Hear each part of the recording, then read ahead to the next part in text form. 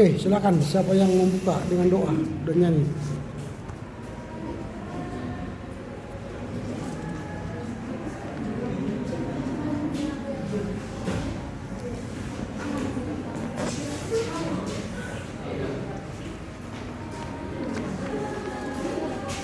Sebelum kita memulai pembacaan kita, marilah kita bernyanyi. Hidup kita yang benar haruslah mengucap syukur. 1, 2, 3, ya. Hidup kita yang benar haruslah mengucap syukur.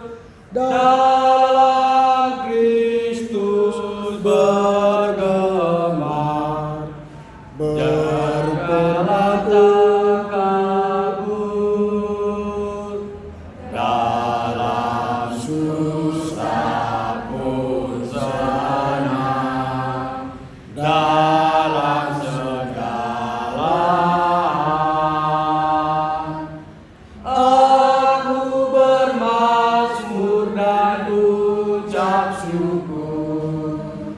Itu kehendaknya.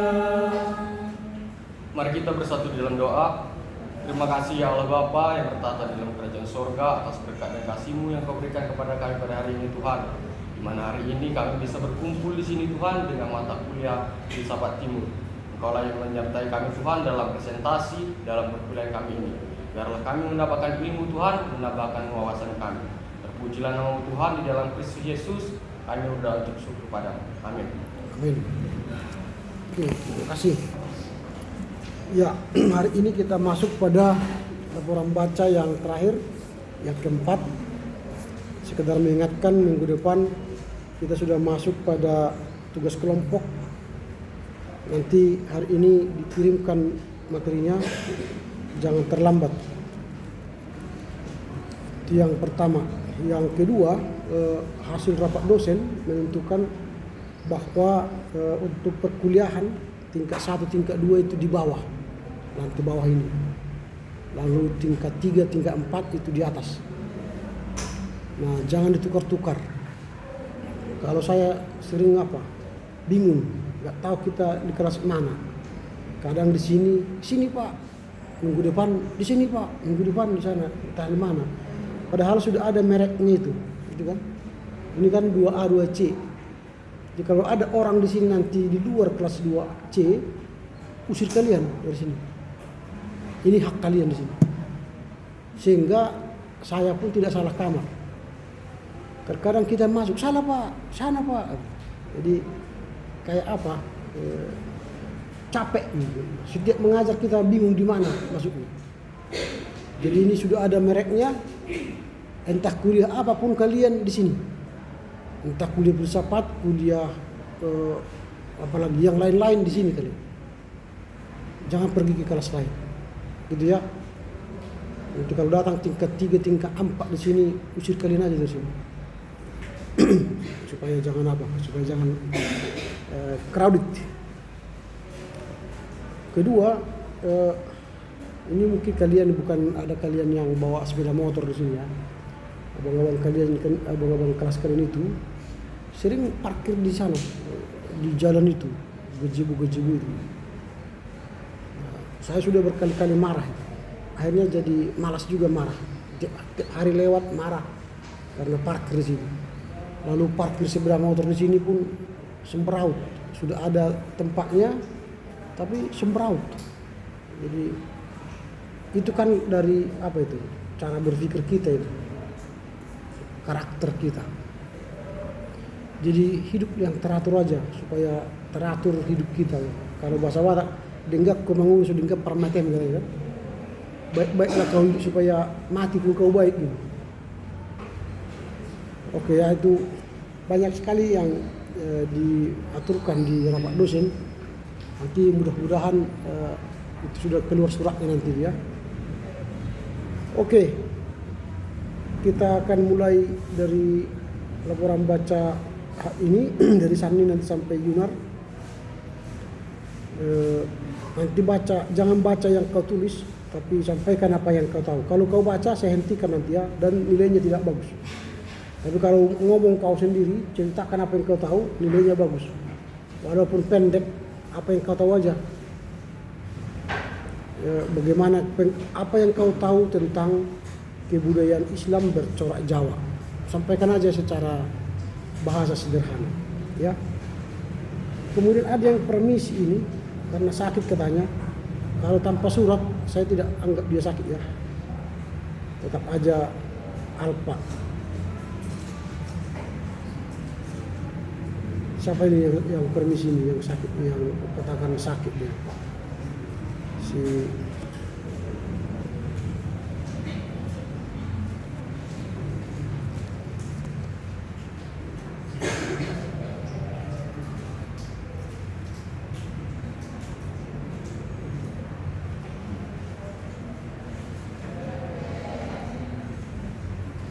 ada yang permisi sakit. Nathanael Ginting ya. Siapa teman sekamarnya? Nathanael Ginting. Siapa teman sekamar si Nathanael?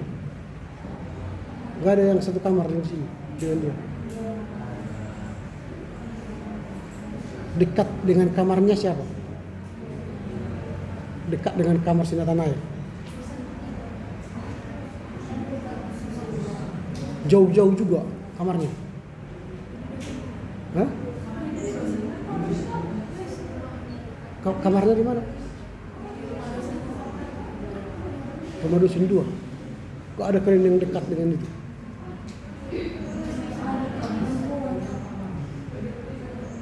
Dekat kamar kalian?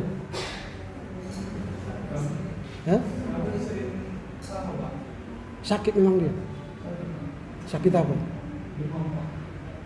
Terus? Enggak berobat?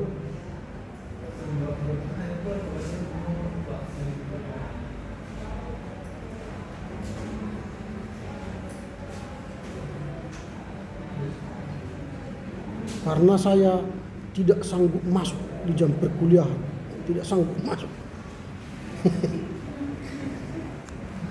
Memangnya perlu kesanggupan di sini. Oke lah, silakan tanda tangan di absen ya. Silakan mulai dari si Sanni.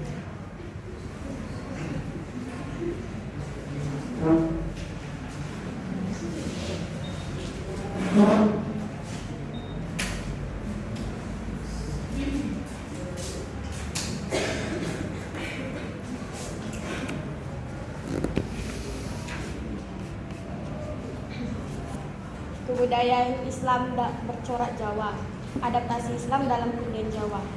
Agama Islam diturunkan untuk menjadi petunjuk bagi manusia. Oleh karenanya, umat Islam memiliki kewajiban serta misi dalam menyebarluaskan Islam untuk mencapai kebaikan universal dan terciptanya tatanan hidup masyarakat yang berbudaya dan berperadaban. Yang artinya, bagaimana nilai-nilai luhur agama itu termanifestasi dalam kehidupan. Persoalannya adalah bagaimana ajaran agama dapat bergumul dengan budaya lokal dan ditafsirkannya sesuai dengan bahasa dan tradisi lokal. Dalam penyebarannya, agama Islam mengalami tantangan dari daerah-daerah karena perbedaan-perbedaan kultur masyarakat yang berbeda. Di Jawa, tantangan-tantangan muncul dari tradisi mistik Jawa dan budaya Jawa Hindu. Islam dimunculkan dengan metode adaptasi kultural sehingga secara sosiologis akan lebih mudah diterima oleh masyarakat Jawa. Islam dianggap berhasil karena Islam berkembang pesat di Jawa secara alamiah dan melalui proses kultural yang kompromis yang sudah berkembang di Jawa sehingga mudah diterima. 1. Kecakapan kultural masyarakat Jawa. Masyarakat Jawa dikenal sebagai masyarakat yang sangat toleran terhadap budaya asing yang masuk ke wilayah kebudayaan Jawa. Wong Jawa memiliki kecakapan. Cukup selfie.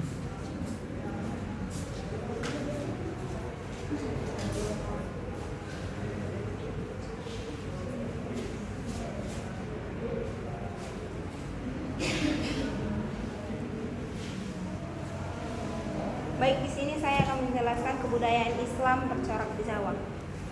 Tentu kita sudah tahu, kita semua bahwasanya Islam berkembang pesat di dalam Nusantara ini.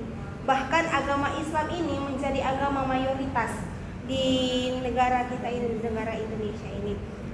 Dalam sejarah Islam, agama ini menyebar dengan pesatnya. Namun agama ini memiliki tantangan seperti agama Islam masuknya ke budaya suku Jawa, yang dimana masyarakat Jawa ini dikenal sebagai masyarakat yang toleran ataupun budayanya begitu sangat kental. Bahwasannya setiap budaya hanya budaya Jawa inilah yang terkenalnya bahwasannya budaya itu memiliki kesopatan dan tradisi yang sangat mendalam sampai saat ini. Di mana di kebudayaan Jawa ini muncul gerakan Neo-Puritan, yang dimana gerakan ini ingin membawa agama Islam masuk ke dalam budaya Jawa. Apa yang menjadi persoalan adalah bagaimana ajaran agama dapat bergumul dengan budaya lokal dan ditafsirkannya sesuai bahasa dan tradisi lokal itu sendiri. Apa yang terjadi di Jawa jauh lebih berbeda dengan apa yang sudah ada di Aceh. Sebelumnya Aceh bagian dari pengaruh kerajaan Sriwijaya. Aceh ini menganut agama Buddha. Kedatangan Islam di Aceh kemudian menghapus konsistensi sejarah yang ada di suku Jawa itu sendiri. Secara garis besar kebudayaan Jawa dapat dipilahkan dalam 3 kategori, yaitu kebudayaan persisiran yang berada di sepanjang Pantura. Yang kedua, kebudayaan Banyumas. Kebudayaan ini berada kebanyakan di Magelang dan Banyumas ataupun Dulangmas. Yang ketiga, kebudayaan Negara Agung. Kemana ketiga kebudayaan ini yang ingin dikuasai oleh agama Islam itu sendiri, sehingga yang meliputi presidennya Surakarta, Yogyakarta, Madiun, Kediri, dan Magelang. Kebudayaan Negara Agung inilah yang sering disebut sebagai munculnya kerajaan Kejawen yang pertama kali menganut agama Islam itu sendiri. Sehingga Islam Kejawen adalah agama Islam yang telah beradaptasi dengan kultur yang ada di suku Jawa itu sendiri. Sehingga tradisi agung ini memiliki budaya Islam Kejawen merupakan bentuk sinkretisme firman suci. Islam Kejawen merupakan salah satu tradisi religius yang bercorak sufistik ataupun mistis, yang mana kita ketahui Jawa juga memiliki banyak mistis, masih kental dan begitu juga masih memiliki bahwasannya mereka mempercayai sebuah kerajaan, sehingga Islam tertarik untuk memasukkan agama Islam itu ke dalam suku Jawa. Selanjutnya di Jawa merupakan realitas politik yang dimana pertama kali Islam telah dapat menggeser kekuatan politik Jawa Hindu Majapahit. Di tanah Jawa yang secara simbolis ditandai dengan berdirinya kerajaan Islam yaitu pertama kalinya di kerajaan Demak, yang dimana Islam di Jawa lebih diwarnai dengan nuansa akhlak tasawuf dengan simbol-simbol Jawanya tersebut, sehingga Nansa tasawuf yaitu adalah sebuah kitab-kitab tasawuf yang bahasa Arab yang diterjemahkan dari Timur Tengah melalui diubah dalam bahasa Jawa dengan diadakannya adaptasi. Perpaduan dari berbagai antara budaya ini telah menimbulkan karya-karya kreatif baru yang memperkarya khazanah Jawa sekaligus pengembangan budaya Islam di dalam budaya Islam kejawen di budaya suku Jawa. Setelah masuknya Islam, tradisi Jawa ini pun masih tetap eksis walaupun para dai awal menjaga keeksisan tradisi Jawa ini dengan tanda simbol-simbol yang dimilikinya. Banyak yang kita ketahui, memang suku Jawa yang kita ketahui mayoritas Islam. Bahkan jika kita ketahui sebenarnya masyarakat Jawa itu tidak sepenuhnya Islam, melainkan Kristen. Setelah masuknya Islam, tradisi Jawa,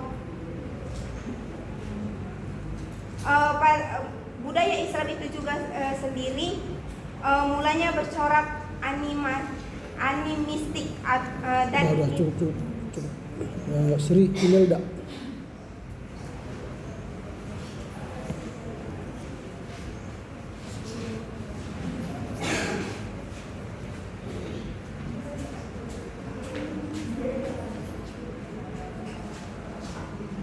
Baiklah, di sini saya akan menyampaikan hasil laporan bahasa saya dengan judul Kebudayaan Islam Bercorak Jawa dengan subjudul Adaptasi Islam dalam Kebudayaan Jawa. Umat Islam memiliki kewajiban untuk menyebarluaskan misi di masyarakat untuk mencapai kebaikan universal dan terciptanya tatanan hidup di masyarakat yang berbudaya dan juga berperadaban. Dalam kesejarahan Islam, agama ini menyebar dengan mendapat banyak tantangan-tantangan yang berbeda-beda antara daerah yang satu dengan daerah yang lainnya. Dan hal ini disebabkan oleh perbedaan kultur-kultur masyarakat yang berbeda-beda. Dalam menyampaikan ajaran Islam, para dai awal menggunakan logika dan tradisi yang sudah berkembang di Jawa sehingga Islam dapat mudah diterima. 1. Kecakapan kultural masyarakat Jawa. Masyarakat Jawa memiliki kecakapan kultural dalam beradaptasi dengan berbagai bentuk budaya asing, salah satunya adalah Islam. Hal ini terjadi karena sikap mental masyarakatnya Jawa berbasis moralitas harmonis kehidupan. Hasil dari proses adaptasi ini memunculkan sikap-sikap yang mutualistik dan bahkan sinkretik. Kedua, proses adaptasi. Islam Jawa secara sosiokultural adalah merupakan subkultural dan bagian dari budaya di tanah Jawa. Istilah ini dipakai untuk tidak menyebut Pulau Jawa karena di Pulau Jawa terdapat budaya yang bukan subbudaya Jawa seperti budaya Sunda, budaya Betawi dan juga budaya Madura. Secara garis besar, kebudayaan Jawa dapat dipilahkan dalam 3 kategori identitas, yaitu kebudayaan pesisiran, kebudayaan Banyumasan, dan kebudayaan Nagari Agung, yang dimana kebudayaan Nagari Agung inilah yang sering disebut sebagai kejawen. Istilah kejawen dapat dipakai oleh masyarakat untuk menyebut budaya dan tradisi di eks-kerajaan Mataram Islam, baik yang di Yogyakarta maupun yang di Surakarta. Islam kejawen adalah agama Islam yang telah beradaptasi dengan kultur dan tradisi Nagari Agung yang kemudian dapat menciptakan sebuah identitas penggabungan antara budaya Jawa dan Islam menjadi religiusitas Islam dan warna Jawa. Islam kejawen terlahir dari dialektika kesejarahan antara ajaran Islam dan yang universal dengan kebudayaan Jawa, dan hasil dialektika itu adalah peleburan dan munculnya identitas Dwi Tunggal. Warna mistik Islam dalam kultur Islam kejawen begitu kental dalam fenomena keberagaman masyarakat Jawa. Ini tidak bisa dilepaskan dan dari peranan para wali atau wali songo era Demak dan sesudahnya dalam menyebarkan dakwah Islam secara kultural. Demak mampu menyebarkan Islam secara kultural yang ditandai dengan kemampuan para wali dalam mengadaptasikan agama dengan budaya lokal atau dengan budaya Jawa. Dari kombinasi dan akulturasi beberapa kultur, maka kemudian penyebaran Islam di Jawa lebih diwarnai dengan nuansa akhlak, tasawuf dengan simbol-simbol Jawa. Ketiga yaitu nuansa tasawuf.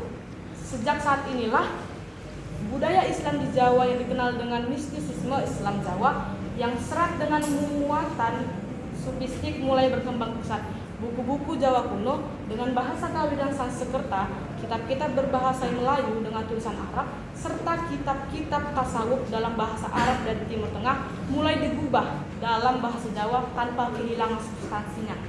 Setelah masuknya Islam, tradisi Jawa masih eksis karena para dai awal eksistensinya tradisi Jawa dan simbol-simbol yang dimilikinya sebagai media sekaligus metodologi dalam penyampaian pesan moral Islam.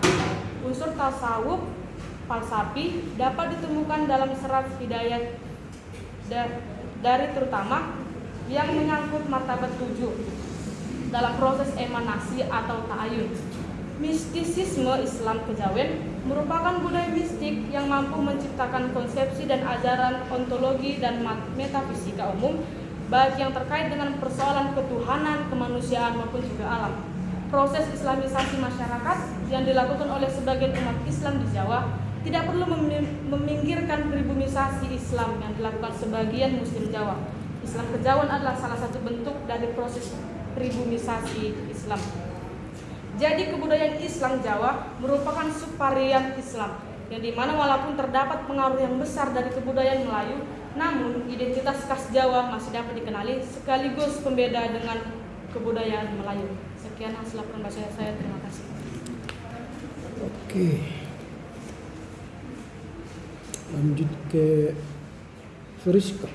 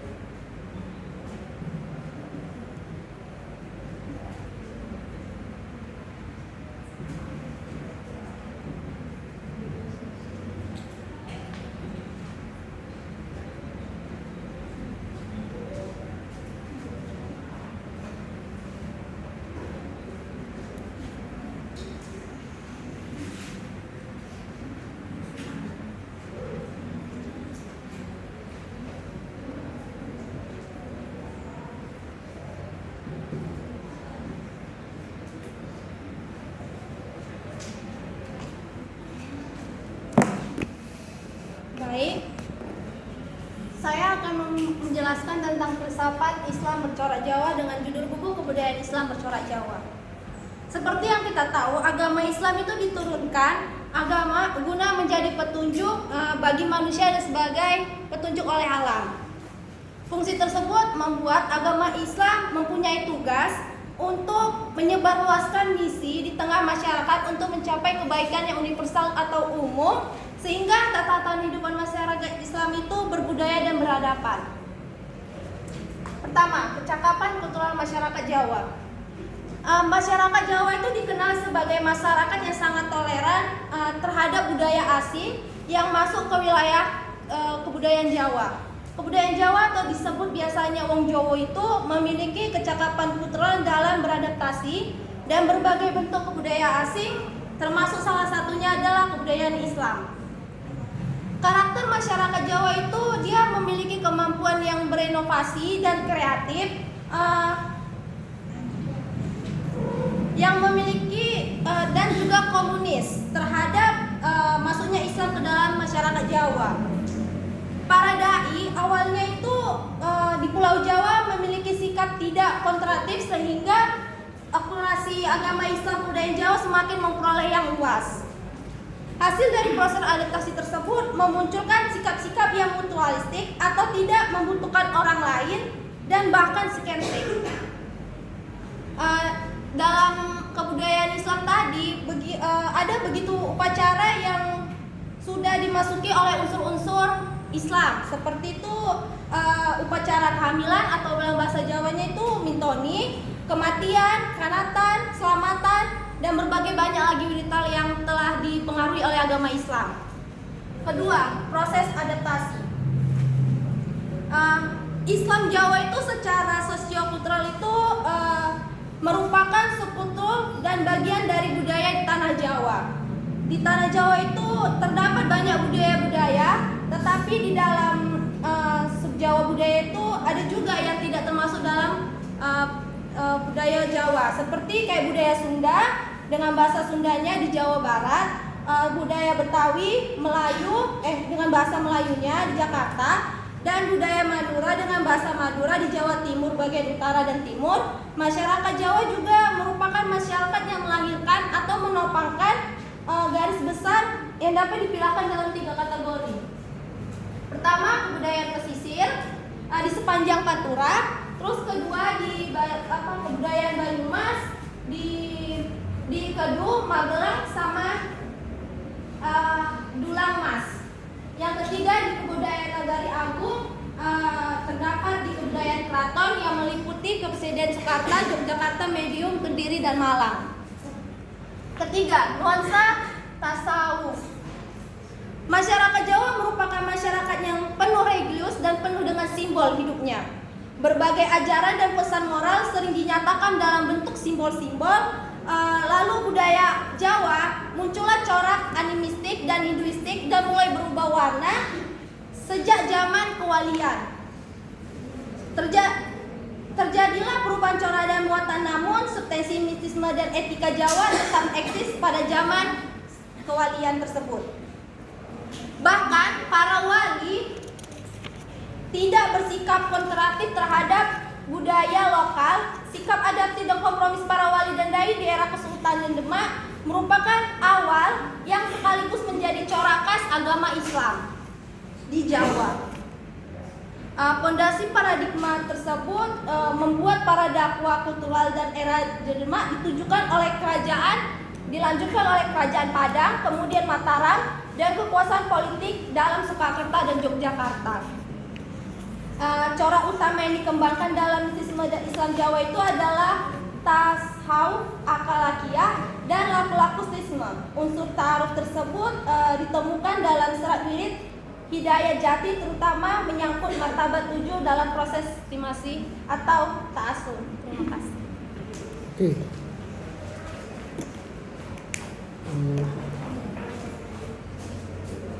Wendy.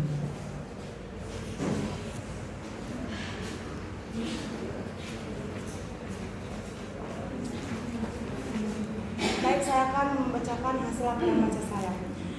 Di sini dibahas di mana agama Islam memiliki fungsi dalam mengendalikan pentingnya penyebarluasan misi Islam dan memiliki kewajiban dalam menyebarluaskan misi di masyarakat juga, supaya dapat terciptanya tatanan hidup yang berbudaya dan berperadaban.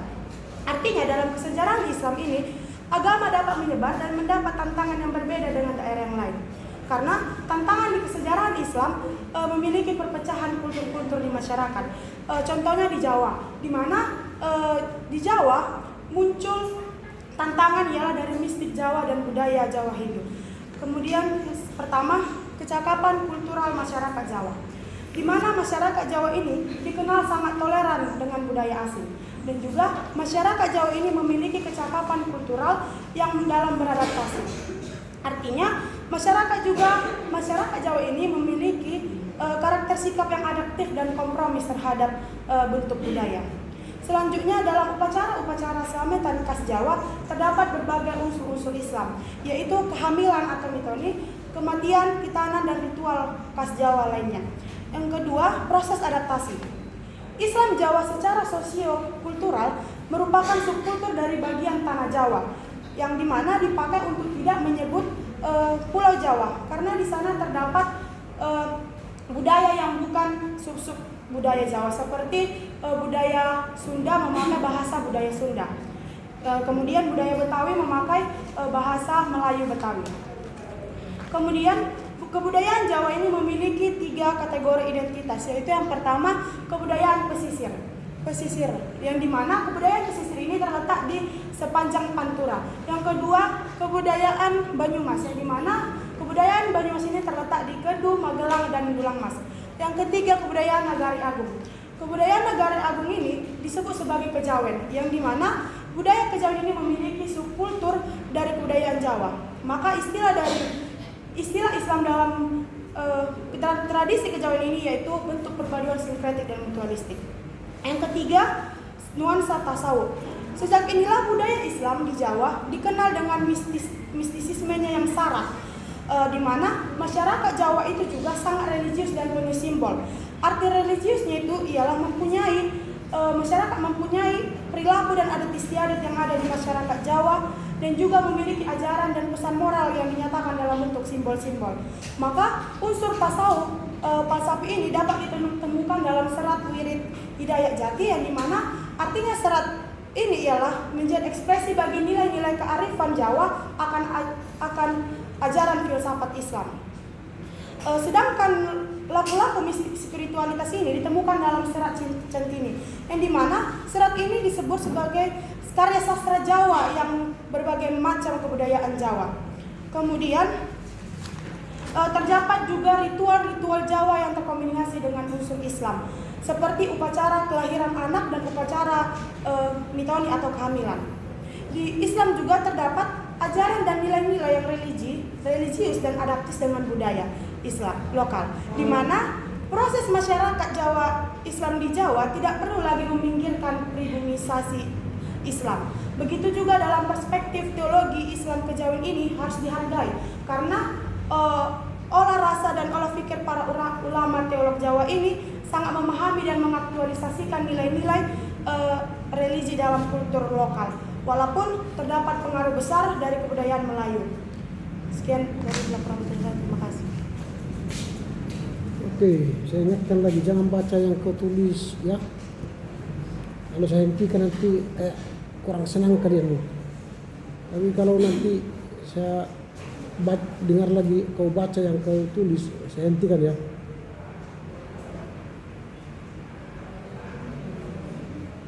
Wiratami.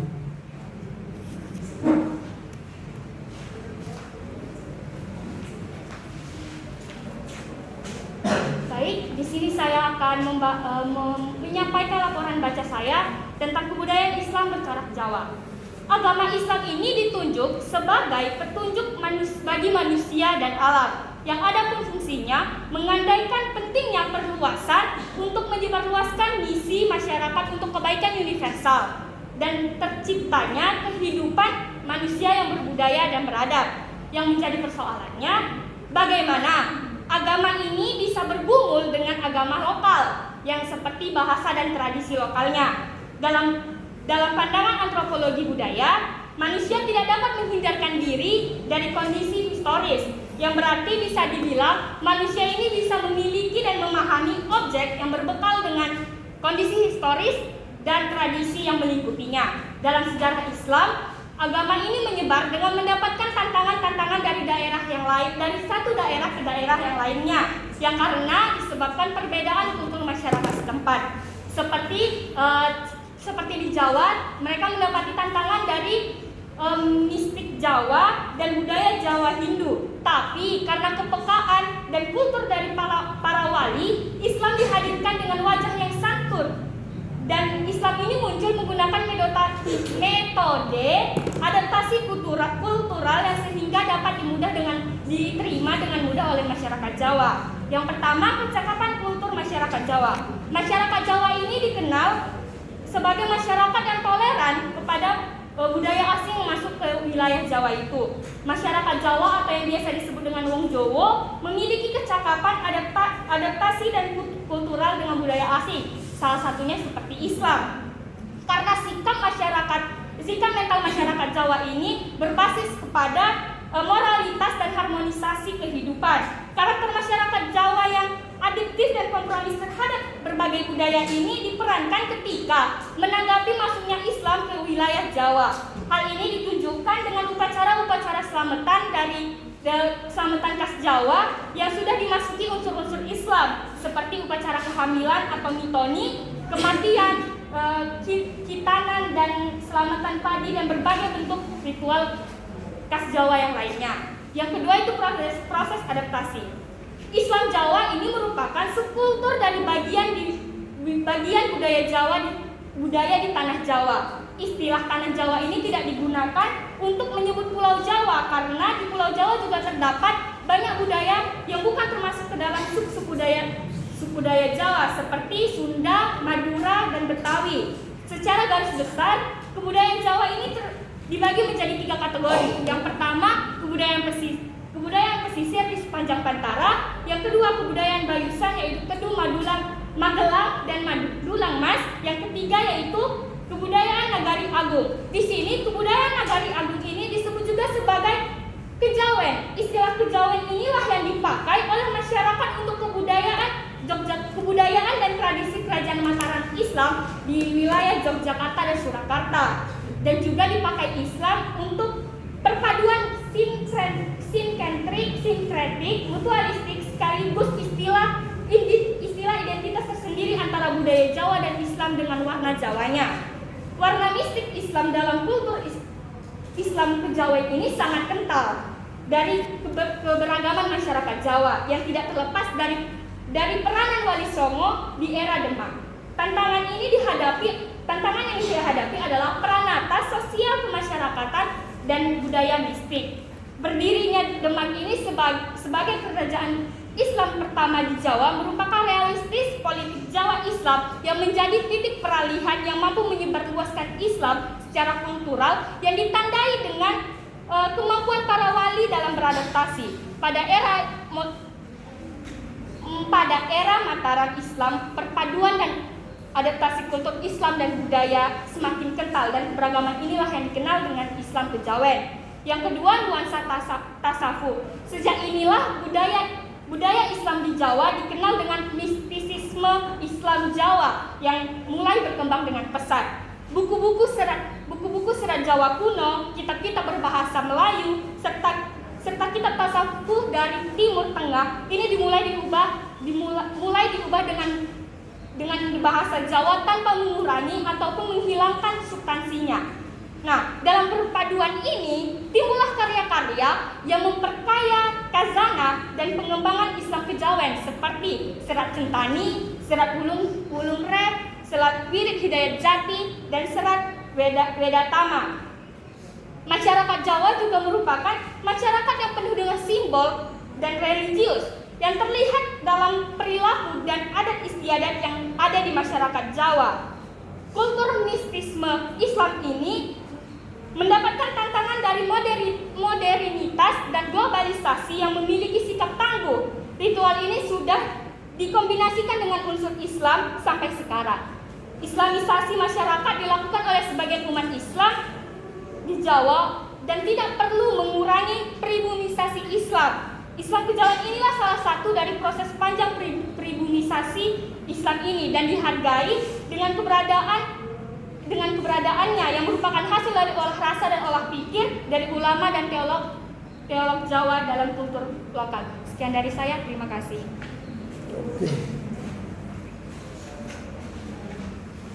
Yesi.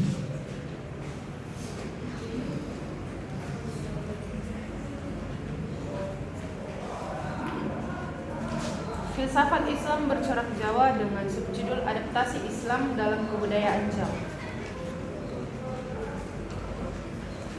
agama Islam diturunkan sebagai petunjuk bagi manusia dan sebagai rahmat bagi alam. Fungsi yang dimana fungsi agama Islam ini ialah menganggap pentingnya misi penyebarluasan Islam sehingga umat Islam memiliki kewajiban untuk menyebarluaskan misi di masyarakat untuk mencapai kebaikan dan terciptanya tatanan hidup yang berbudaya, yang artinya di mana bagaimana nilai-nilai luhur agama itu tersalurkan di dalam realitas kehidupan. Di dalam kesejarahan Islam, agama Islam cepat menyebar dan mengalami banyak tantangan-tantangan yang berbeda dari daerah yang satu dengan yang lainnya. Tetapi tantangan-tantangan itu tidak harus ditanggapi dengan cara berperang dengan yang lain dan sebagainya, melainkan mencari titik temunya ataupun membuat kesepakatan bersama. Di Jawa, tantangan-tantangan muncul dari tradisi mistik Jawa dan budaya Jawa Hindu. Tetapi atas kepekaan para wali, Islam dilahirkan di Jawa dengan wajah yang santun, kreatif, dan tidak beradu dengan budaya kejawen asli maupun Jawa Hindu. Yang pertama, kecakapan kultural masyarakat Jawa. Masyarakat Jawa itu dikenal sebagai masyarakat yang sangat toleran dengan budaya asing yang masuk ke wilayah kebudayaan Jawa, yang dimana wong Jawa memiliki kecakapan dalam beradaptasi dengan budaya asing termasuk Islam. Karena sikap mental masyarakat Jawa berpokok pada moralitas harmonisasi kehidupan. Sikap masyarakat Jawa tersebut terhadap berbagai bentuk budaya pada dari awal di Pulau Jawa memiliki sikap yang tidak konfrontatif, sehingga akulturasi Islam dalam kebudayaan Jawa semakin memperoleh tempat yang luas. Sehingga akhir-akhir ini muncul gerakan neo-puritan yang ingin melakukan purifikasi Islam di berbagai kebudayaan Jawa. Upacara-upacara selamatan khas Jawa terdapat dalam unsur-unsur Islam seperti upacara kehamilan ataupun dalam bahasa Jawa yaitu mitoni, kematian, khitanan, dan bentuk ritual khas Jawa lainnya. Jawa ini jauh berbeda dengan Aceh karena kedatangan Islam di Aceh menghapus konsistensi sejarah sebelumnya, sehingga kebudayaan Aceh dan Bunda Yuda.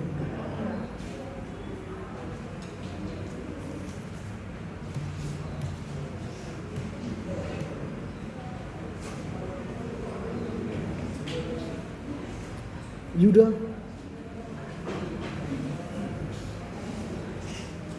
Tidak kedengaran ya? Tidak kedengaran ke sana tadi? Kenapa? Tidak kenal. Baik, saya akan membaca Filsafat Islam Bercorak Jawa. Judul buku Kebudayaan Islam Bercorak Jawa. Agama Islam diturunkan untuk menjadi petunjuk bagi manusia dan juga sebagai rahmat kepada alam.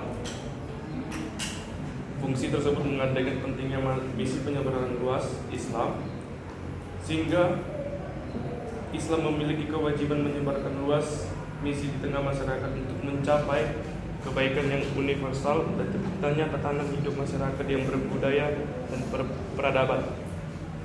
Yang pertama, kecakapan kultural masyarakat Jawa. Masyarakat Jawa dikenal sebagai masyarakat yang sangat toleran dengan budaya yang masuk ke wilayah kebudayaan Jawa.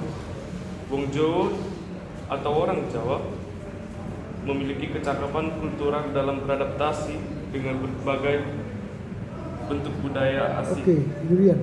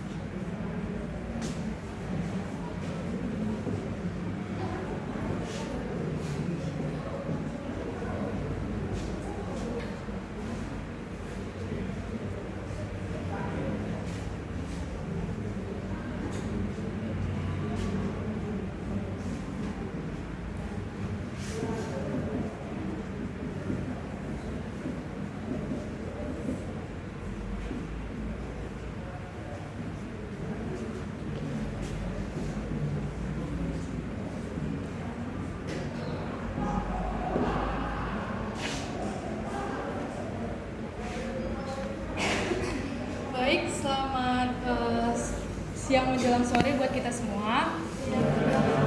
Hari ini saya akan menjelaskan sedikit mengenai kebudayaan Islam bercorak Jawa. Nah, sebelumnya pada materi pembelajaran kita ataupun proses pembelajaran kita sebelumnya, kita belajar mengenai filsafat wawasan Nusantara, di mana Nusantara sendiri ialah Indonesia. Dapat kita pahami teman-teman bahwa Indonesia tidak terlepas dari cakupan, bendungan ataupun naungan dari kerajaan-kerajaan Islam. Tidak dibilang 100%, namun hampir 90% kemerdekaan Indonesia dilatar belakangi oleh peran dari kerajaan Islam. Nah, sekarang kita masuk ke dalam poin kebudayaan Islam bercorak Jawa. Sebelumnya, sebelum adanya kesinambungan ataupun hubungan antar kebudayaan Islam dengan agama Islam dengan kebudayaan Jawa, tentunya ada proses adaptasi yang dialami baik dari agama Islam maupun dari kebudayaan Jawa itu sendiri. Nah, sekarang kita masuk ke dalam kebudayaan Islam ataupun Islam. Yang pertama agama Islam. Mengenai agama Islam, poin yang pertama ataupun kata kuncinya ialah petunjuk. Di mana menurut pemahaman orang yang mengenal agama Islam ataupun menurut pemahaman bahwa agama Islam ialah merupakan petunjuk dan juga rahmat yang diberikan kepada manusia, bumi, alam dan ciptaannya. Sehingga terciptanya yaitu fungsi misi untuk mengembangkan penyebaran agama Islam. Nah, dengan adanya tersebut sehingga seluruh umat Islam ataupun orang-orang yang menganut agama Islam memiliki misi ataupun tanggung jawab untuk menyebarluaskan agama Islam yang bertujuan untuk kebaikan universal ataupun kebaikan yang bersifat umum, yaitu untuk mengubah tatanan pola perilaku kita sebagai masyarakat yang berbudaya. Sehingga fungsi dari hal-hal tersebut ialah agar nilai-nilai agama dapat termanifestasi ataupun dapat terwujud melalui realitas kehidupan manusia. Kemudian poin selanjutnya ialah dalam proses adaptasi agama Islam tentunya ada persoalan ataupun tantangan yang dihadapi agama Islam pada masa itu, yang dimana yang dialaminya adalah menjadi persoalan agama bergumul dengan budaya. Kita boleh flashback ke pelajaran kita sebelumnya pada semester selanjutnya, yaitu mengenai budaya lokal, di mana telah disinggung mengenai kebudayaan dan juga agama. Ketika kebudayaan itu duluan dianut, tentunya ada persoalan ataupun ada pro kontra dengan keagamaan. Justru kita bisa memahami bahwa kebudayaan ataupun agama, kebudayaan misalnya duluan yang menjadi pemahaman kita tidak langsung diterima dengan pemahaman agama. Begitu juga selanjutnya, dari nilai-nilai agama belum tentu seluruhnya nilai-nilai kebudayaan itu langsung diterima. Dan kemudian yang menjadi tantangan ialah di mana tradisi mistik Jawa Hindu pada masa itu masih kental, sehingga itulah yang menjadi persoalan ataupun pergumulan pada masa itu.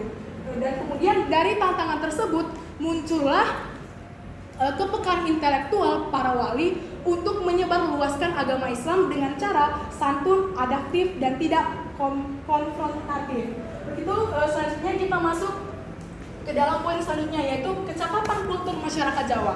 Mengenai kecakapan kultur masyarakat Jawa itu cenderung memiliki sikap yang toleran dalam menerima budaya asing yang masuk. Kemudian masyarakat Jawa memiliki sikap mental yang berbasis pada moralitas harmonisasi kehidupan. Kita boleh garis bawahi bahwa masyarakat Jawa memiliki berbasis pada moralitas harmonisasi kehidupan. Dapat dalam realitas kehidupan sehari-hari kita, teman-teman, bergaul ataupun bersosialisasi dengan masyarakat Jawa itu boleh dibilang menyenangkan. Bukannya saya bilang ataupun menghakimi bahwa bersosialisasi ataupun bergaul dengan masyarakat lain tidak menyenangkan.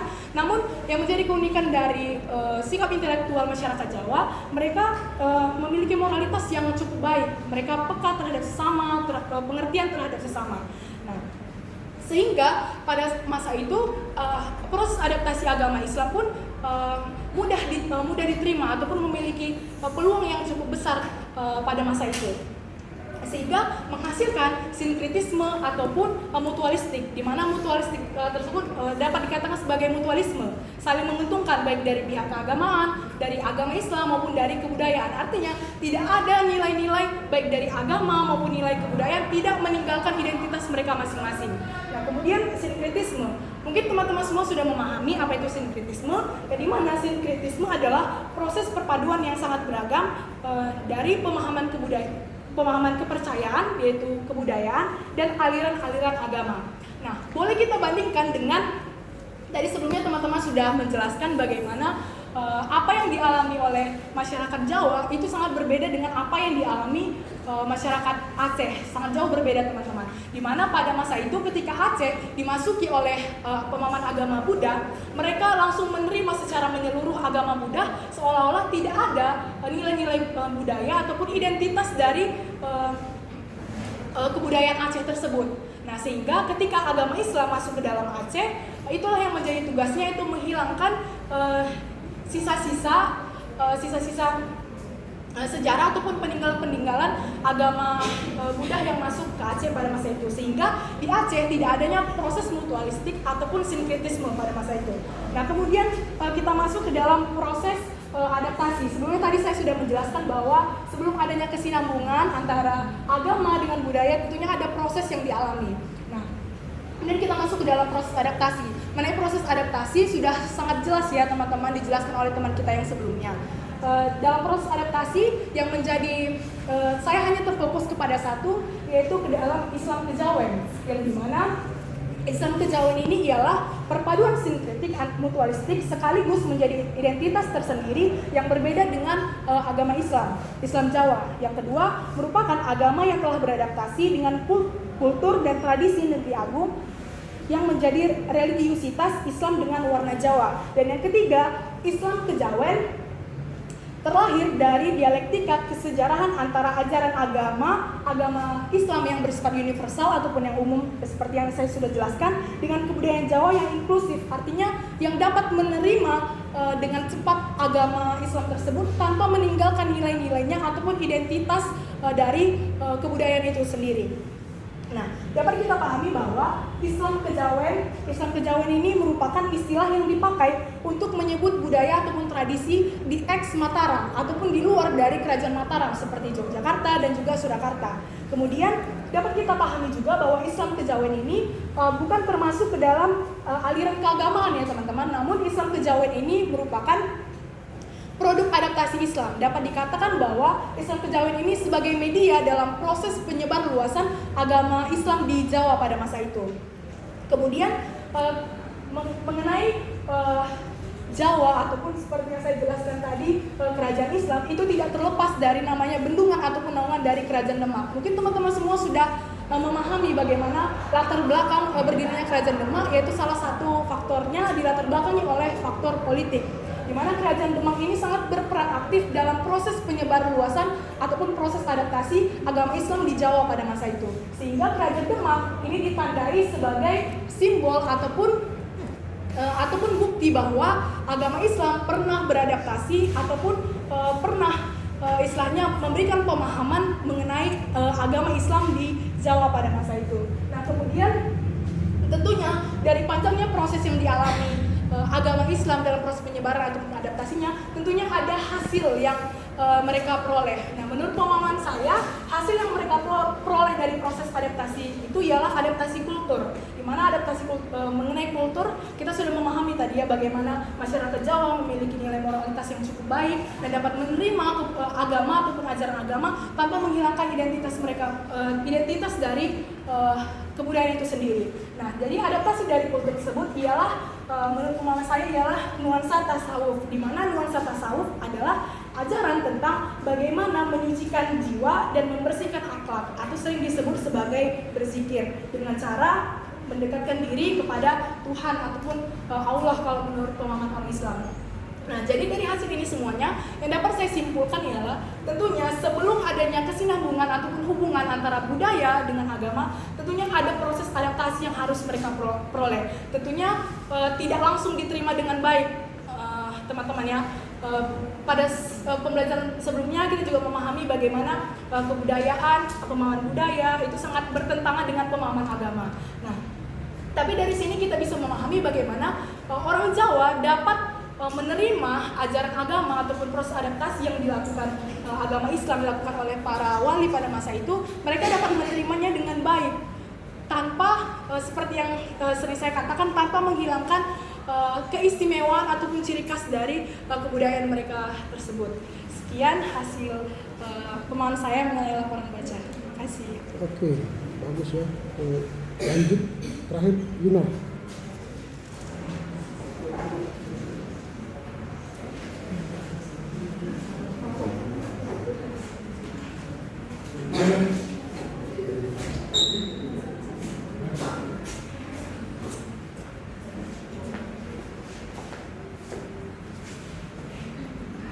Terima kasih untuk Bapak Dosen dan teman-teman sekalian untuk waktu dalam penjelasan laporan baca saya tentang filsafat bercorak Jawa. Sudah banyak yang kita ketahui dan dijelaskan oleh teman-teman semua. Jadi di sini dalam pemahaman saya mana budaya Islam bercorak Jawa yang menjadi persoalan adalah bagaimana ajaran agama dapat berhubungan dengan budaya lokal maupun tafsiran dari suatu bahasa dengan tradisi lokal.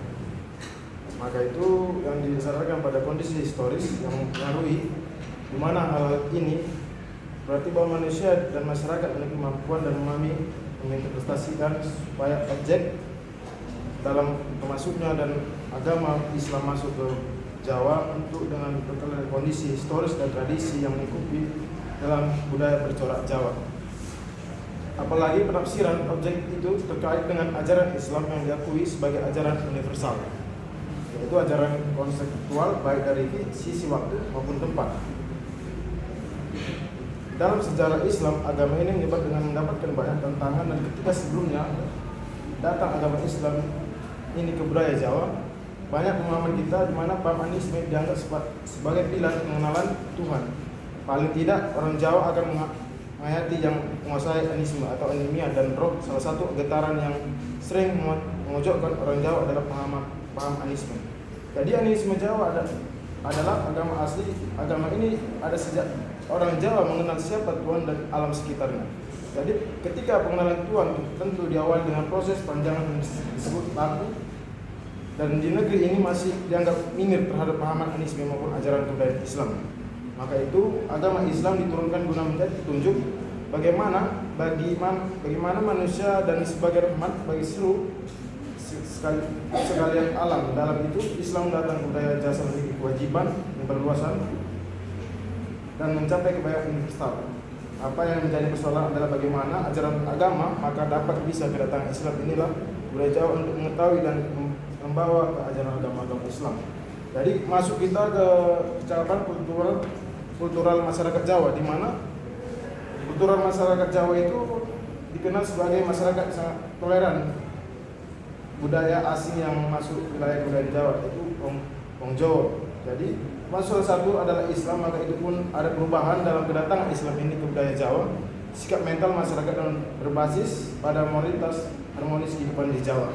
Dan masuk kita nomor 2, proses adaptasi. Secara garis besar proses adaptasi ini dapat dipilah dalam 3 kategori identitas, yaitu budaya pesisiran atau di sepanjang Patural, budaya Bayu Masan atau Teguh Magelang, dan Bayu Mas atau Belum Mas. Jadi dalam inilah sering disebut sebagai kejawen, di mana masuk kita kejawen sebagai bentuk perpaduan sinkretik, mutualistik sekaligus menjadi identitas tersendiri. Maka itu dalam identitas tersendiri yang berbeda dengan identitas Islam, Puritan maupun identitas Jawa, ada unsur-unsur tasawuf filsafat dapat ditemukan dalam serat Wirid Hidayat Jati, terutama yang menganut martabat 7, mana dalam proses manis atau ta'ayud, sedangkan laku mistis dan jejak perjalanan spiritualitas dapat ditemukan dalam serat Cindini ini dalam sekedar contoh kecil dari adanya percakapan budaya Jawa. Masuk kita dalam nomor 4, nuansa tasawuf, di mana nuansa tasawuf sejak saat ini budaya Islam di Jawa yang lebih dikenal dengan mistisme Islam Jawa yang serat dengan muatan sufistik mulai berkembang pesat. Buku-buku dalam Jawa kuno dan dengan bahasa Kawi dan Sakerta, kitab-kitab berbahasa Melayu dan tulisan Arab, serta kitab-kitab tasawuf ini dalam bahasa Arab dari timur dengan mulai diubah dalam bahasa Jawa dengan diadakan adaptasi seluruh alam pikiran Jawa. Dan di mana ada dari definisi di atas tentang tasawuf dapat diambil garis tengahnya, yaitu tasawuf lebih mengenangkan spiritualitas dalam berbagai aspek. Hal ini disebabkan karena mempercayai dunia spiritual daripada dunia material. Secara ontologis, mereka percaya bahwa dunia spiritual lebih baik hakiki dari real dibanding dengan dunia jasmani, maupun unsur tasawuf filosofis dapat ditemukan dengan serat Widi Hidayat Jati, terutama yang menyangkut martabat 7. Salah satu bentuk dari proses panjang pribumisasi Islam ini diberadakan Islam kejawen dan kerangka sosiologi tidak perlu dipertentangkan karena merupakan budaya religius Jawa Islam. Begitu juga dalam perspektif teologis Islam kejawen harus dihargai keberadaannya karena merupakan hasil oleh rasa dan oleh pemikiran para ulama dan teolog Jawa dengan memahami dan mengaktualisasikan nilai-nilai religi atau kultur lokal. Maka itulah kita dapat pahami dalam filsafat kebudayaan Islam bercorak Jawa untuk memahami pengetahuan kita, dan begitu juga dalam kebudayaan Jawa bercorak, budaya Islam bercorak Jawa. Sekian, terima kasih. Oke, itu situ. Coba sebutkan apa yang kau tahu, satu kalimat dari bacaan yang kau tulis itu. Apa yang kau tahu tentang kebudayaan Islam bercorak Jawa? Satu kalimat aja. Mereka belum apa ajaran agama Islam? Apa? Ajaran agama Islam. Kenapa ajaran agama Islam? 30 maksudnya ajaran Islam, mereka mematuhi budaya mereka sendiri, Pak. Berapa kali kau baca? Ini, Pak. 2 kali, Pak. 2 kali. Dan apa yang kau ngerti dari bacaan itu? Ya, dari saya baca ini ya, dimana ketika belum datangnya agama Islam, orang Jawa ini mematuhi dan tidak tahu ajaran-ajaran agama Islam, Pak. Mereka masih ciri khasnya dalam budaya mereka, Pak.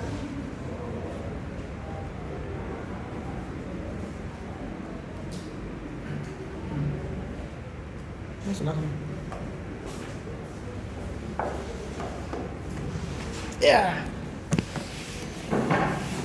habis ya bacaan kita ya. Tapi saya bayangkan saya bayangkanlah kalian nanti pendeta gitu ya. Saya bayangkan pendeta lah kalian mau khotbah ke jemaat dari teks misalnya Matius 1 ayat 1 sampai 10 misalnya. Tiba-tiba pergilah kalian berkhotbah membaca teks. Kayak gitulah kalian berkhotbah. Ngerti kalian apa yang kalian ucapkan? Dari awal sampai habis khotbah nggak ngerti kalian apa yang kalian ucapkan. Ini yang kalian baca belum teks suci ya. Masih teks jurnal ini yang saya sudah baca. 8 halaman itu, 8 halaman. Tapi tak bisa kalian mengerti. Luar biasa itu. Ada yang membaca hanya 2 kali. Kalau Sandi berapa kali? Baca. Berapa kali baca teks? 2 kali. Selfie? Berapa kali? 2. Sri? 2 ya. Friska? 4 kali. Wendy? Berapa? 3 kali. Wiratami? 2 kali. 3 kali. Yesi? 2 kali. Judah? 2 kali. Oh 2. Julian?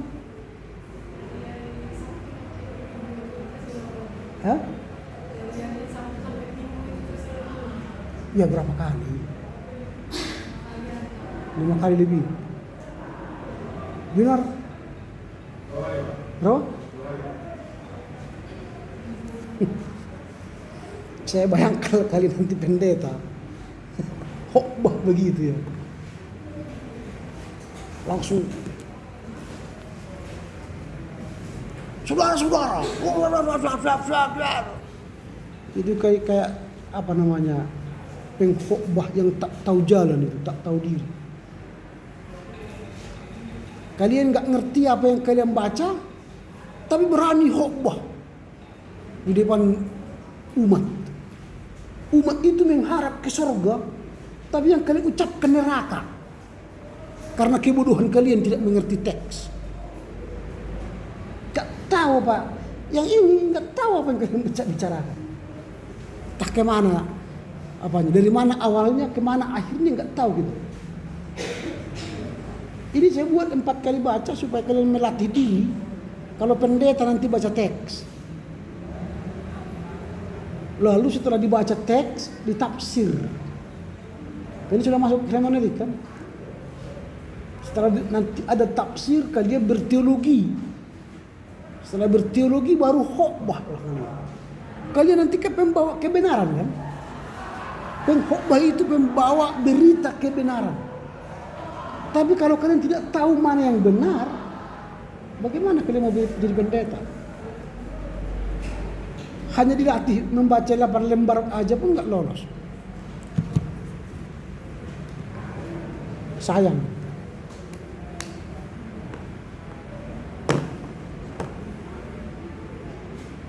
Membaca teks itu ya ngerti lah, dimengerti. Sedangkan Yunar sudah hampir 5 kali baca, masih kagok dia menjelaskannya. Apalagi yang 2 kali. 2 kali baca langsung pede menjelaskan di sini. Pede dia menjelaskan apa. Seolah-olah tahu, padahal nggak tahu. Kalau IQ-nya 250, oke lah. 2 kali baca langsung encer, lengket di sini. Sekali baca, langsung pindah. Baru dia bicara seperti dia teks itu. Itu sudah IQ 250.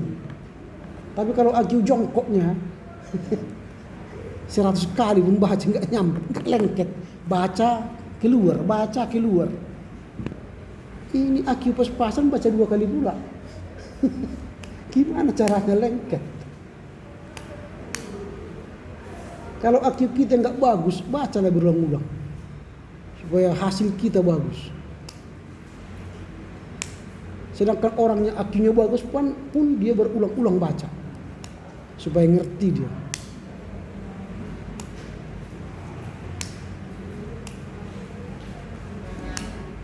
Memang kami kesulitan ya, nggak tahu lah. Kami diskusi-diskusi dengan dosen-dosen lain juga. Saya pikir hanya saya yang sulit mengajar.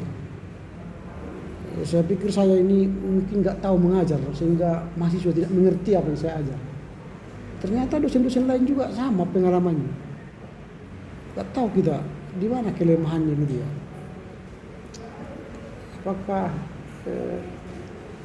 Apakah kalian belum move on gitu ya? Masih menganggap SMA gitu. Kalau belajar SMA itu memang datang ke sekolah bawa buku tebal-tebal banyak. Lalu anak-anak selamat pagi jelaskan gurunya gini kalian catat, hafal ujian, pulang ke rumah kerjakan PR, tidur, main gitu ya. Itu SMA, itu siswa namanya. Tapi kalau sudah mahasiswa, bukan lagi siswa, di atasnya siswa. Jadi belajar di perguruan tinggi itu, dosen itu hanyalah pemantik untuk belajar. Jadi di kelas ini saya hanya pantik kalian untuk belajar. Jadi saya hanya kasih 20% itu. Tidak semua, karena waktu kita 2 SKS, tidak mungkinlah saya jelaskan detail itu semua. Hanya saya beri petunjuk, clue. Lalu kalian 80% lain di rumah, di kelas, di perpustakaan atau di kamar kalian baca banyak buku. Supaya penuhlah ilmu itu sama kalian. Apalagi kalau kalian tidak mau bertanya, ya nggak ada tambah ilmu. Ketika pertanyaan ada, disitulah tambah ilmu kalian dari dosen. Kalau tidak ada bertanya, ya nggak ada tambah ilmu. Kalau seperti ini apa yang mau kalian tanya? Kalian nggak ngerti. Gitu, jadi move on lah dari cara belajar SMA-nya ke cara belajar mahasiswa. Habis kelas ini jangan tidur, ulangi lagi, dalami lagi, pergi ke perpustakaan, baca buku kebudayaan Islam bercorak Jawa. Jangan belajar karena mau ujian, enggak. Saya nanti ujiannya enggak saya tanya lagi ini. Ujian UASnya pun membuat papernya saya suruh kan. Jangan setelah habis kelas ini habis. Ya enggak ada berisi otak kalian, itu aja. Padahal kalian sudah bayar saya. Di sini kalian bayar saya. Membantu kalian berpikir supaya pintar. Sayang itu uang orang tua kalian itu enggak kalian gunakan ilmu saya untuk membimbing kalian. Sayang.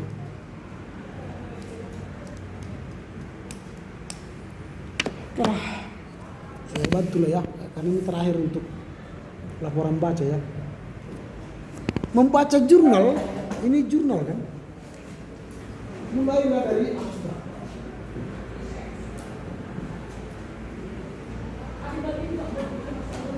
Di abstrak itulah sebenarnya inti dari tulisan itu. Walau singkat, satu orang pun kalian tidak ada yang baca abstrak. Siapa yang baca abstrak? Tidak ada kan? Itulah inti dari paper ini. 5 kalimat itu kan. Jadi abstrak ini. Lalu kalau kalian sudah mengerti abstrak ini, baru kalian dalamilah pemikiran Samsul Bakri itu dalam paper yang di dalam. Apa dia katakan? Javanese Islam is not a religious sect in Islam,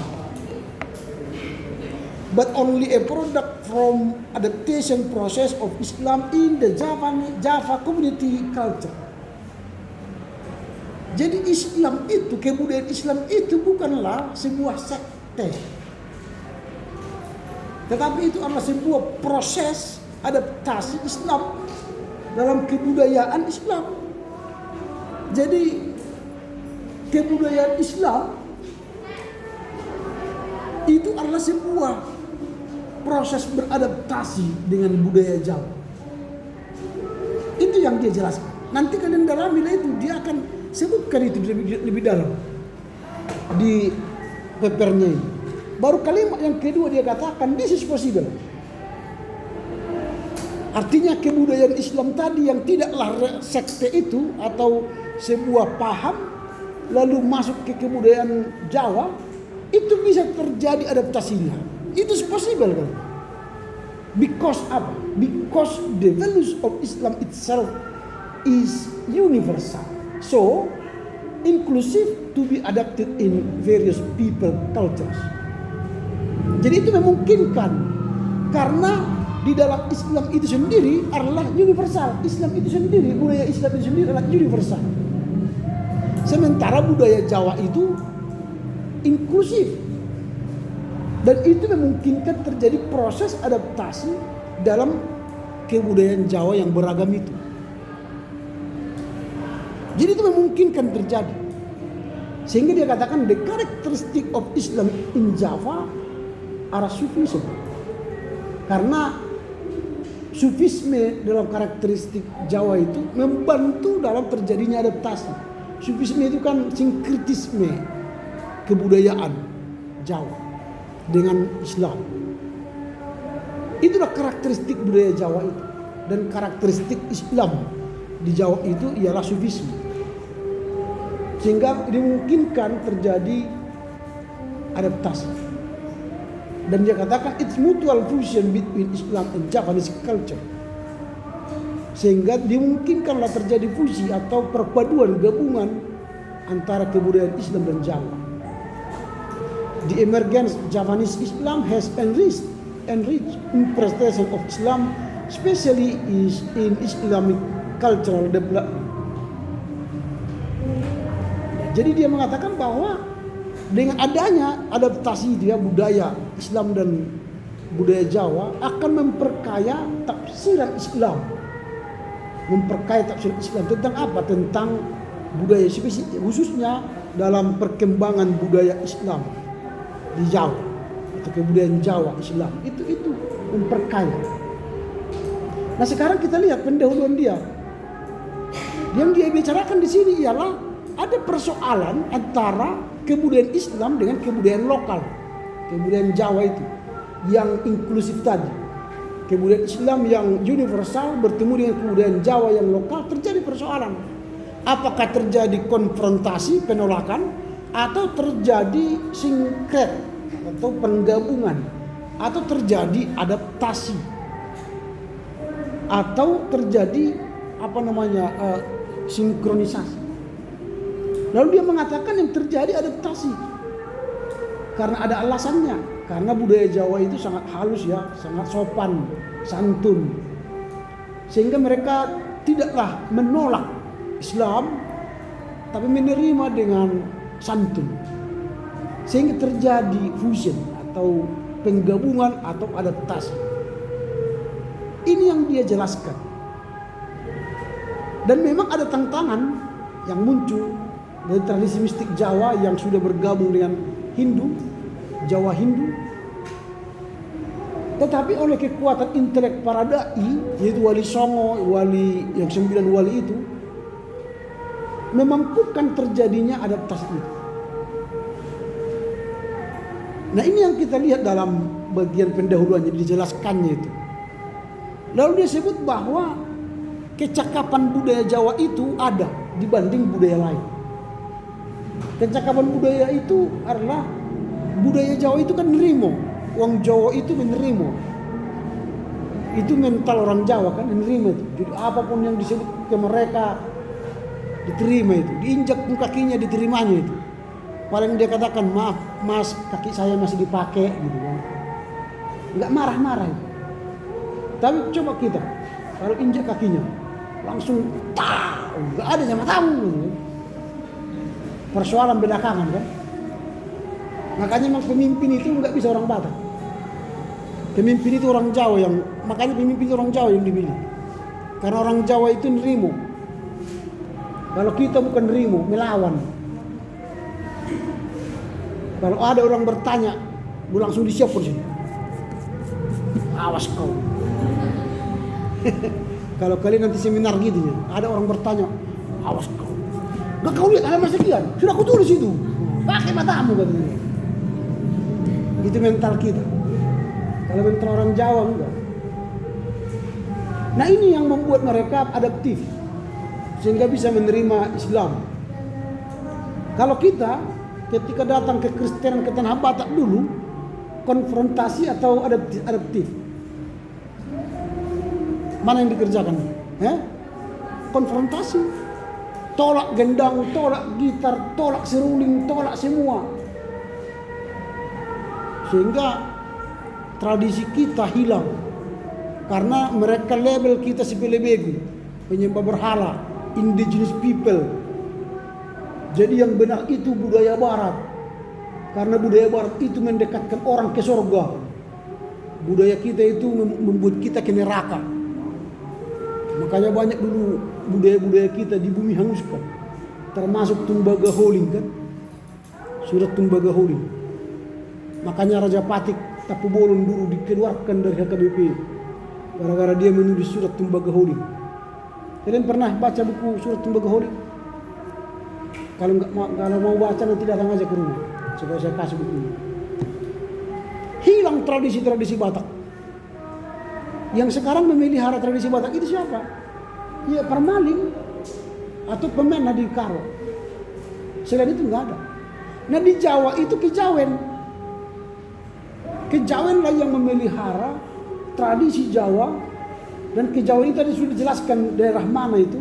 Kerajaan Kesultanan Jogja dan Surakarta, Solo, dan kemudian sampai ke Magelang, Madiun, sampai ke Magelang, Madiun, itulah Kejawen, Nagori Agung. Nah ini yang memelihara Kejawen itu, makanya terjadi proses adaptasi itu akibat dari kecakapan budaya Jawa. Coba kita bandingkan budaya Aceh. Mereka tidak memelihara tradisinya. Ketika datang Hindu, hilang semua tradisi Aceh. Ditelan Hindu. Jadi semua mereka jadi Hindu. Tradisinya, agamanya, karakternya jadi Hindu. Masuk Islam, semua tradisi Hindu hilang. Diganti dengan Islam. Jadi tidak ada lagi budaya Aceh. Yang ada budaya Islam Aceh. Hilang. Itu orang Aceh. Mereka itu tidak mau sinkretisme. Langsung bulat-bulat telan. Dikasih batu telan. Kalau masih bisa dimakan, makan. Makanya kalau orang Aceh menghitung 1, 2, 3, misalnya 10 orang kalian dikasih itu 1, 2, 3, 9. Oh 9 mana satu lagi katanya. Karena nggak dihitungnya dirinya. Kenapa 9? Kita kan 10 katanya. Itu 1, 2, 3, 9. Mana satu lagi katanya. Orang Aceh itu. Dan ingat orang Aceh tidak ada kata terima kasih. Jangan harap nanti kalau kalian beli sesuatu ke orang Aceh, dia bilang terima kasih. Tidak ada kata terima kasih di Aceh. Lihat nanti kamus Aceh. Kata terima kasih tidak ada. Karena apa? Karena kata terima kasih itu hanya kepada Allah Subhanahu wa Ta'ala. Kalau ke manusia nggak perlu terima kasih. Jadi kalau kalian punya teman Aceh nanti jangan harap terima kasih ya Bu, terima kasih Pak, jangan harap. Berbalik pembunuh ini nggak datang itu. Karena yang kalian kasih itu katanya dari Allah Subhanahu wa Ta'ala. Kalian hanyalah titipan memberi kepada dia. Gitu. Kalau orang Batak kan mauli ate. Jadi ate hatinya baik, makanya mauli ate. Mauli ate. Kalau Simalungun dia ate tupa. Jadi hatinya bagus. Angkola terima kasih. Terima kasih. Terima kasih itu. Gitunya. Kalau saya terima, saya harus kasih. Jadi orang yang sehat itu harus begitu, terima kasih. Kalau kau terima terus, itu penyakitan itu. Coba lah nanti makan terus makan tidak mau olahraga, penyakitan nanti. Jadi jangan terima terus, harus kasih. Itu konfrontasi kalau kita. Makanya kita tolak tradisi-tradisi Batak itu dulu. Baru-baru ininya masuk lagi gitar ke gereja, masuk gondang ke gereja. Dulu nggak boleh. Kalau kalian sudah Kristen nggak boleh lagi nyanyi di fakir tua itu, nggak bisa.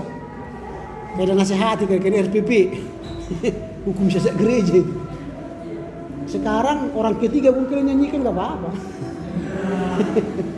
Orang ketiga lagi mati, naik CD, menikah, orang ketiga lagunya semua sama. Ada lagi bojak bertung mertata katanya. Dia. Lalu adaptasi itu membutuhkan waktu. Jam berapa ini? Masih ada ya? Membutuhkan waktu. Lama sekali.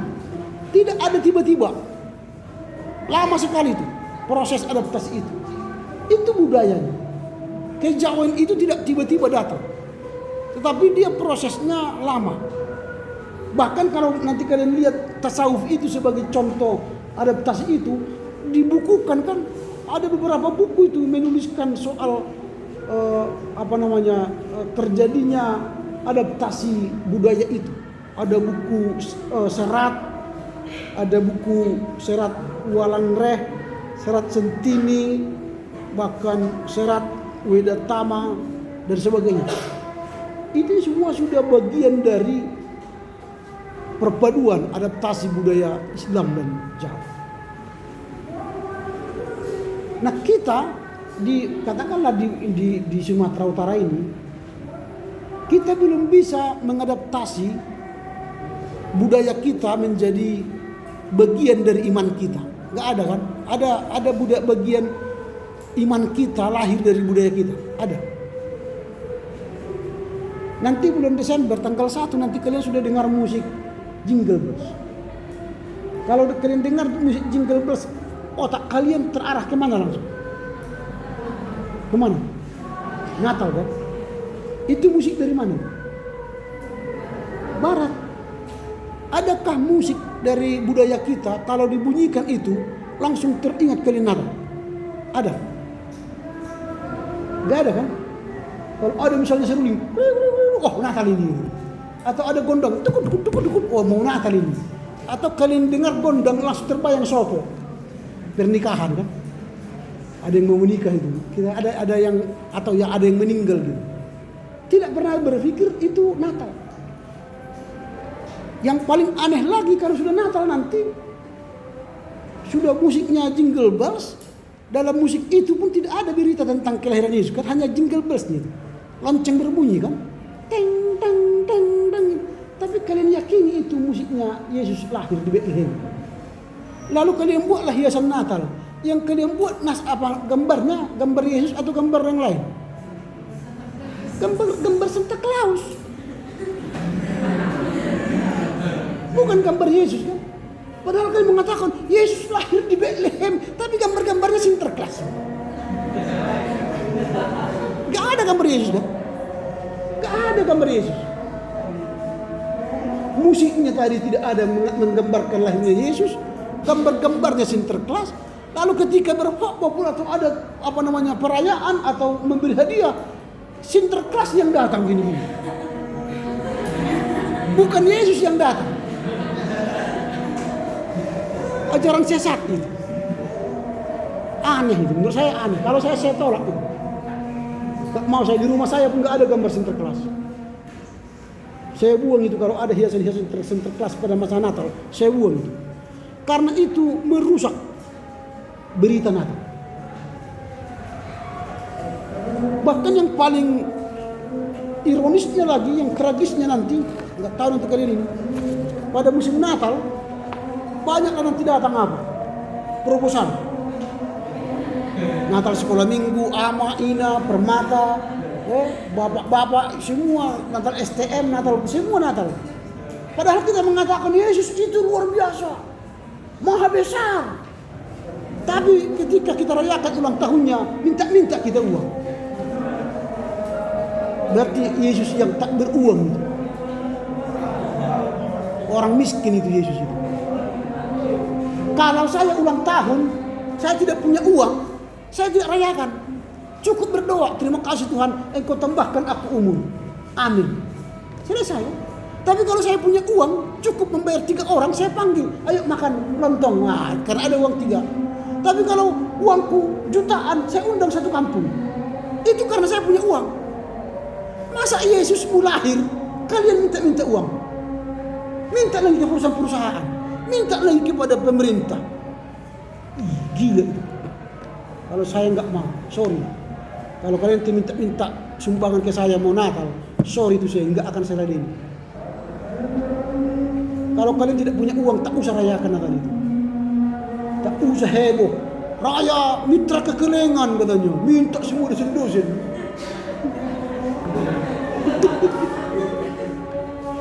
PMTHKI, Pak, kami mau Natal nanti di seborong-borong Pak ini. Tahun yang lalu saya tolak.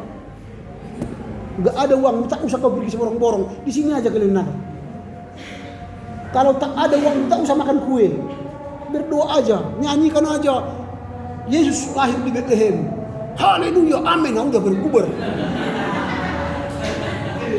Daripada kumpul uang hanya untuk perut, beli snack, beli makan, habis itu berkelahi sisanya. Kenapa aku nggak dapat? Dia belum dapat. Ya, berkelahi. Baru dirayakan Yesus lahir, habis itu bubar kelahi. Ngapain? Ironis nih, ironis. Kalau saya nggak suka itu. Makanya nggak ada budaya kita yang membuat lahir. Kalau kalian nanti pergi ke Jawa, pada masa musim Natal, semua hiasan itu hiasan Natal Jawa. Musiknya pun musik Jawa, lahiran Jawa. Ceritanya pun nanti cerita Yesus lahir seperti orang Jawa. Ada enggak berita Natal, drama Natal lahir Yesus seperti orang Batak, orang Karo? Enggak ada kan? Selalu di kandang domba Eropa itu kan. Padahal kandang domba di sana, kalau kalian pergi nanti ke Yerusalem, beda loh kandang domba kita. Kandang domba di sana di guanya, di gua besar itu. Makanya Maria bisa tinggal di situ. Kandang domba kita kan bau. Nggak ada mungkin orang tinggal kan? Jangan kalian bayangkan kandang domba kita itulah situlah Yesus lahir. Enggak. Kandang domba di sana itu bagus. Di gua itu bagus, enggak bau. Jangan kalian bayangkan kandang domba kalian yang di luar-luar itu enggak pernah dicuci kan? Baunya bukan main gitu kan? Palungannya kalian pikirnya yang gini-gini yang kecil itu palungan. Disitulah Yesus lahir. Bukan. Palungan di sana itu besar, bersih. Itu nanti gereja kelahiran Yesus itu kita masuk ke dalam. Lalu kita di sini Yesus lahir. Kok enggak sama seperti kandang domba kami itu? Cuma diterjemahkan kandang domba dalam artian pemikiran kita. Lalu kalian berkhotbah, Yesus lahir di kandang domba yang hina dina. Yang hina dina bagaimana? Kandang domba mereka lebih bagus daripada rumah kita. Kandang domba mereka lebih bagus dari rumah kita. Gitu. Jadi bukan dalam bayangan kita kandang domba yang di pinggir di apa kita itu, di luar rumah kita.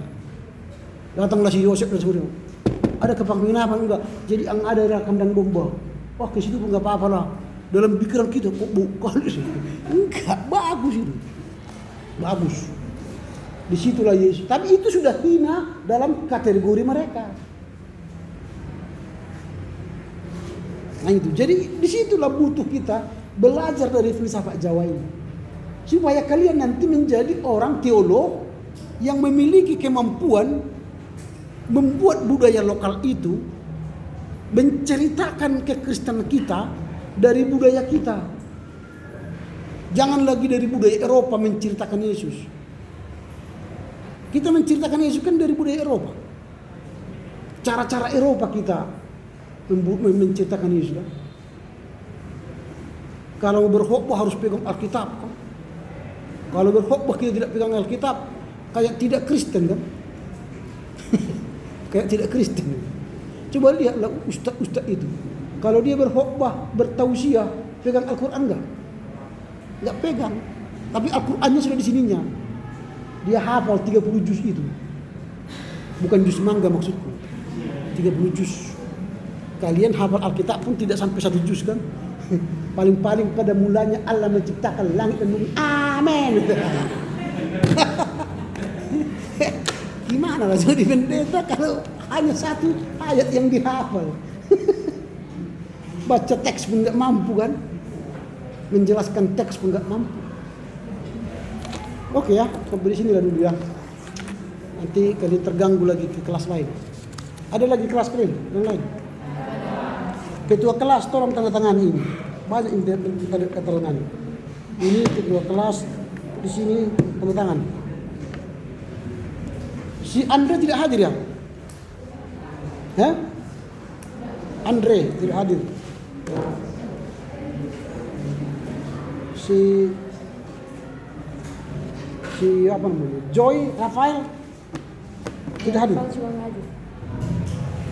Si Monang Katanya dia sakit. nggak ada surat. Enggak ada. Nggak ada surat kan? Enggak. Si Nathanael pun nggak ada surat. Oh kita tanda tangan di sini. Kita tanda tangan di sini. Sampai. Oke silakan. Siapa menutup dengan doa?